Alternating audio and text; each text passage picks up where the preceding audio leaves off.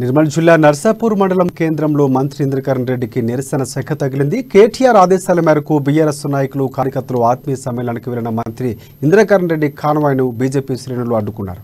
Paper leakage బాధ్యులపై చర్యలు తీసుకోవాలని BJP కార్యకర్తలు డిమాండ్ చేశారు. నిరసనకారులు పోలీసులు అదుపులోకి తీసుకుని పోలీస్ స్టేషన్కు తరలించారు. పేపర్ లీకేజీలు సహజమైన మంత్రి ఇంద్రకరణ్ రెడ్డి బహిరంగ క్షమాపణలు చెప్పాలని, లీకేజీకి బాధ్యులైన వారిపై చర్యలు తీసుకోవాలని వారు డిమాండ్ చేశారు.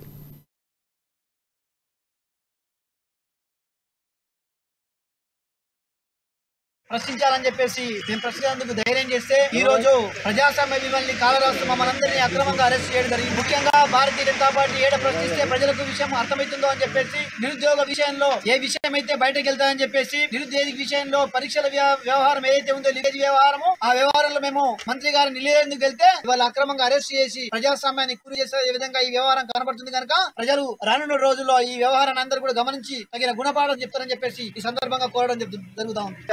ఏదైతే మన విద్యార్థుల మీద అనుచిత వ్యాఖ్యలు చేసిండ్రో దాన్ని అడ్డుకోవడానికి మేము ప్రశ్నించడానికి వెళ్తే మేము ఇక్కడ ఐక్యరెడ్డి కాన్వాయ్ ని అడ్డపడితే డిఎస్పీ గారు ఈ ముండగొడుకులు ఎక్కడికి వెళ్ళి వచ్చిరని దుష్ప్రచారంగా